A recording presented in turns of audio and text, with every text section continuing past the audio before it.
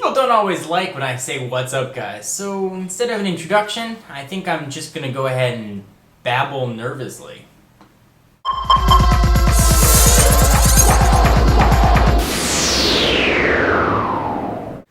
So the Verizon MiFi 2200 really is a very cool device. And for those of you that may be not familiar with it, you haven't seen some of my prior videos, let me recap what this does, and there's a Sprint version of this as well. It takes Verizon's EVDO Rev A network, so their 3G network essentially, sucks it in, kicks it out as a Wi-Fi signal that up to 5 people can connect to. So it lets you use Verizon's Wi-Fi signal really wherever you are. So let's talk about some of the positives of the device. It is really small and very pocketable. It's about the size of 8 credit cards stacked, which is quite nice.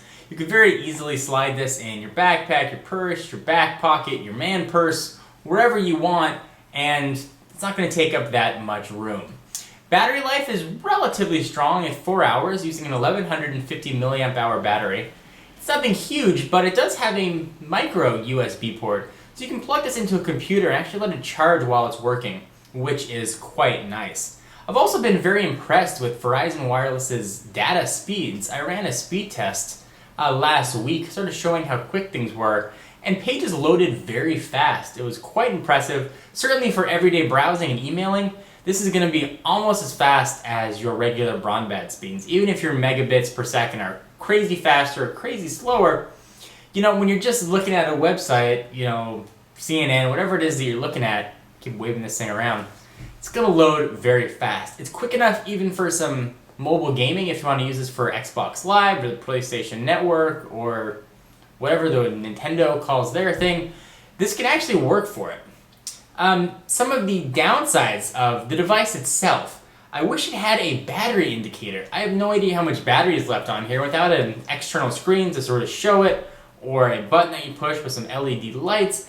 I got no way of telling when the battery is going to die. The thing will just die. It's got a light that blinks when it lets you know it's connected, but other than that, that's about it for external indicators. I definitely wish that I could sort of tell what the battery life was. As far as the device itself goes, that's really the only negative that I have with it. It does exactly what you'd expect it to do, exactly as advertised. So let's talk about some of the plans and the things that you need to get with this. Well, you can buy this on contract, meaning you're paying less and you're signing a 2-year contract. So I think of it as essentially just a cell phone. Same concept applies. You can sign a contract, pay a subsidized lower price, and you're stuck into a 1 or 2 year contract with set rates each month. In the MiFi's case, you can get 5 gigs, and it's not 5 gigs of storage space, it's 5 gigs of bandwidth. So it's 5 gigs up or down per month for $60, or for $40 per month, you can get 250 megabytes, which is totally crazy. If you get the 250 megabytes, and you go over, which you definitely will, you're going to be paying 10 cents per megabyte over, which is huge. If you get the $60 5 gig plan, you're only paying 5 cents per megabyte over. So people say, 5 gigs, that's not going to be enough, it's not going to be enough. If you're doing just regular browsing, it's going to be plenty. 5 gigs is actually almost the equivalent of 8 hours of video streaming. So if you're going to, and that's straight video streaming for 8 straight hours, that'll take up your 5. But if you're just doing emailing, some picture downloading, even some YouTube video watching, you're going to be fine and not going to come close to hitting that threshold. I'm very animated with my hands today. You're not going to come close to hitting that threshold. $60 is definitely a little bit on the expensive side, but you are getting, a nice wireless internet anywhere you go. So people are always asking, at least they've been asking me, what's the advantage of the MiFi over a USB dongle or something that I can plug into my computer? Well, the advantages are actually quite numerous. Let me tell you what they are. First, no USB port.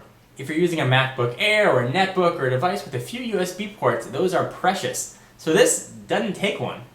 The next really big point of it is you can share it with your friends. If you're a college student, for example, you're out at the library and they don't have internet there, you can share this with 5 people and you can encrypt it, and you get full sort of router maintenance online that you would with any other router, whether it's an Airport Extreme, a Linksys, a Netgear, a whatever weird OEM you might have. You get all those same options with the MiFi. So it's quite handy in that regard.